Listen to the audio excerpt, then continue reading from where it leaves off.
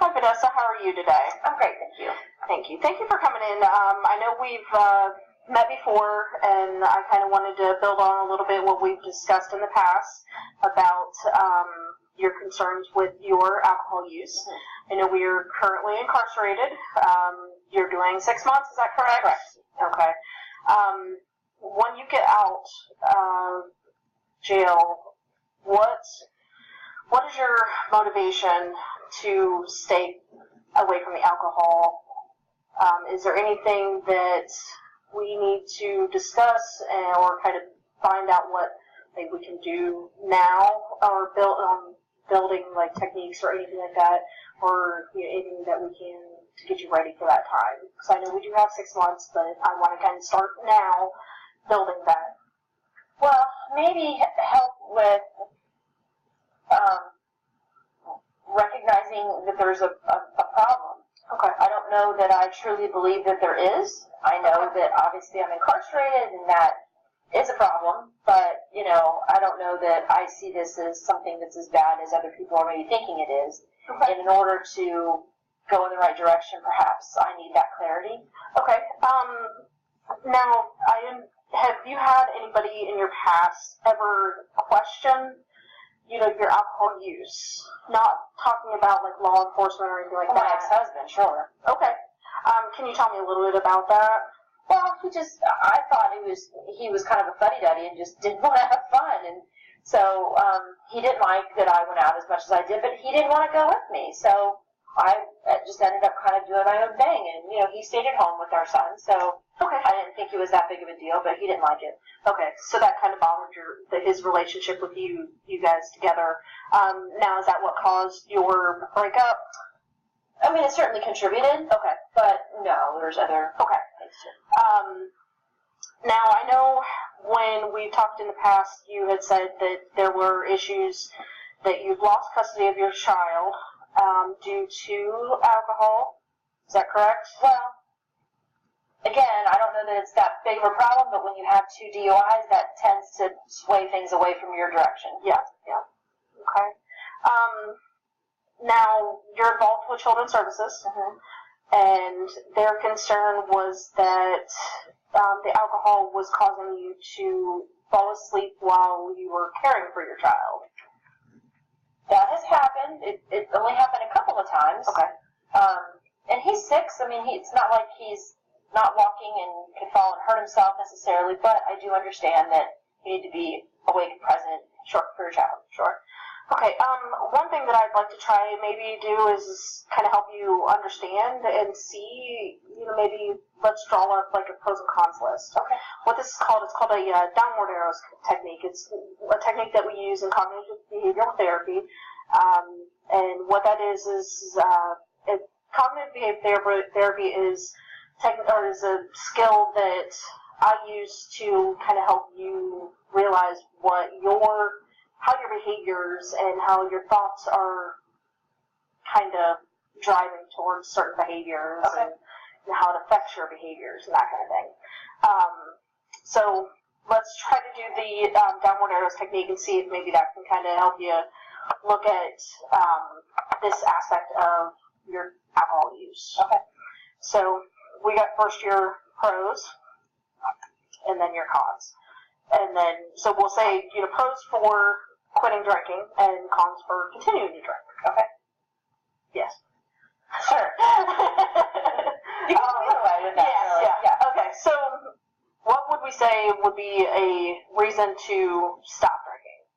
Well, the main thing you come up with is, if I wasn't doing any drinking, I could probably get my son back. Okay. If that's a major contributing factor as far as what the courts are saying. Sure. Okay. Okay. Okay. And then, what would you say would be something that would cause you to continue to want to drink? I enjoyed my lifestyle. Okay. I enjoyed hanging out with my friends, and that's what my friends do. So Sure. I totally understand that. I see that, being at your age, you've lived your time frame with, you've lived your life doing a certain behavior.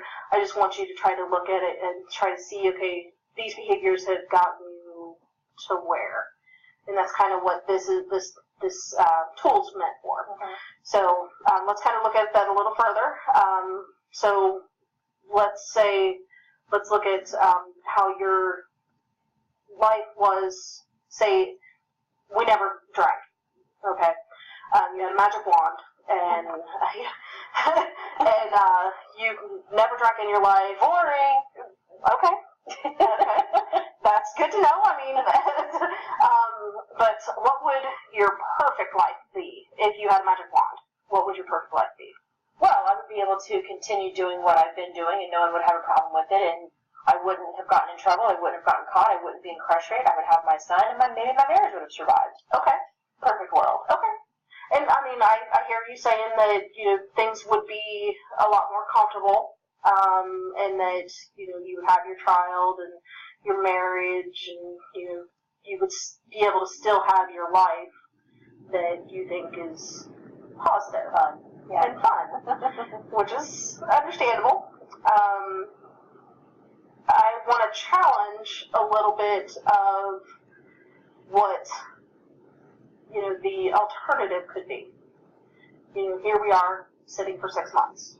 We are incarcerated for 6 months. Mm-hmm. I just want to kind of open your eyes up to what happens when we do continue to drink. And I'm not saying that if you choose to continue to drink that this is going to be your future. I just want you to kind of look at it on the outside of, you know, this is something that is a possibility. And well, a pro to not doing it would be save a lot of money. Okay. It's expensive to go out. Sometimes there's cover charges. You know, it's much more expensive to drink out of a bar than to drink at home. But drinking at home is no fun because no one's there. Sure. There's no music and all that kind of stuff. You know, so there's a okay. Now, what do you get out of going out and drinking and stuff? Not like what I'm meaning is like socially. What do you get out of that? It's a very social thing. I like the liquid courage, they call it, and confidence, right? I loosen up. I'm able to talk to people easier. There are people there that aren't in my home. Sure. If I'm having a drink at home. Yeah. And, you know, I get attention from men. I'm a single woman. That feels good too. And again, that goes along with the liquid courage. It makes it a little easier to be open. I'm shy sometimes, and so I'm not as shy when I'm drinking. And so there's a lot of positives that go along with it. Mm-hmm.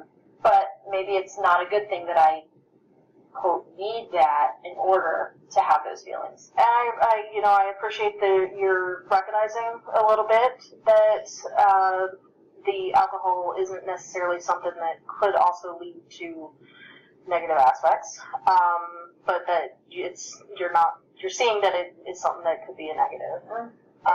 Sure. And that's our beginning. And I want to kind of look at it as that. Let's kind of build on that aspect of where we are now, and I want you to kind of see what our behaviors have created. And I want to look at if we were to say right now, I know with it, while you're incarcerated, it's kind of hard to say because alcohol is not available. But if we were to be out in the world, what would be your likelihood right now? And it could be,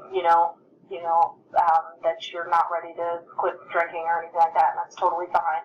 But just out of curiosity, where would you be at on a scale of 1 to 10 of being willing to quit?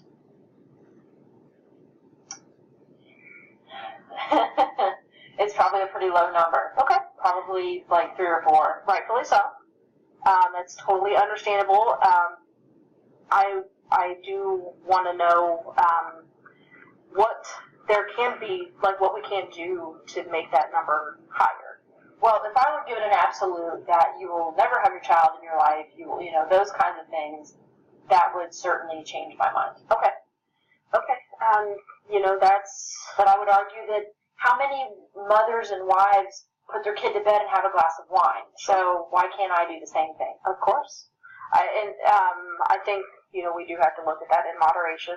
And I'm, not saying what you're doing is any different than the other person, but, I just want to just kind of look at it from the outside perspective of, could be something that, those wives and mothers aren't in jail. Yeah. I get that. And, I get the banter and the humor about it, and I do question, or I do have my concerns that it is early in your recovery or your decision making, I guess, right now, and that I would say that maybe we continue this as we go, and that's kind of what I want to do is kind of use techniques to kind of build your understanding. Now, my other question is how we're doing with our anxiety and depression since we've been incarcerated. Not great. Okay. What have you been doing to manage those things? I mean, there's really not much I can do. There's not, high-powered psychologists available or medications or whatever. So, I mean, you're kind of just left to your own devices. Okay. And I get stuck in my head an awful lot. Okay. I mean, it's not fun. Okay. To be here. Have you considered doing any kind of journaling or anything like that? See if maybe you can get some of those thoughts that are in your head down on paper and at least get them out of you. I could do that. Okay. I would, I think that would be kind of helpful. It would help, if you felt comfortable for me to see those thoughts, because that way I can actually be able to help you more by knowing kind of in those tough times when things are feeling really rough and hard for you, what it is that I can do to help. Another technique that I like to use is called a thought record. It's another CBT technique that we use, and basically what that is when you get those negative thoughts coming in, that you're never going to get your kid back or anything like that, that you basically write down a thought of, this is what my main thought is. You continue down. You want to actually then build on that and say, okay, well, how do I change? What do I got to do to change that first thought from happening? It's kind of one of those checking the facts kind of situation. And I think that would be something that would be helpful for you, and that will also be helpful for you for your alcohol use. It'll check your facts on, is it still something that's beneficial for you to continue to do once you get out of jail. And maybe use that same kind of thing to track how often, because there's been some back and forth on how often I'm doing it, and I guess I couldn't lie if I was writing it down myself every time I did it. Yeah. I'd have to be honest about it. Yeah, definitely. And that would be, that's definitely something that a lot of people do. They keep like a journal of, their alcohol intake, what kind of feelings are happening when they are drinking or using any kind of substance. And then, kind of what comes out of those kind of situations.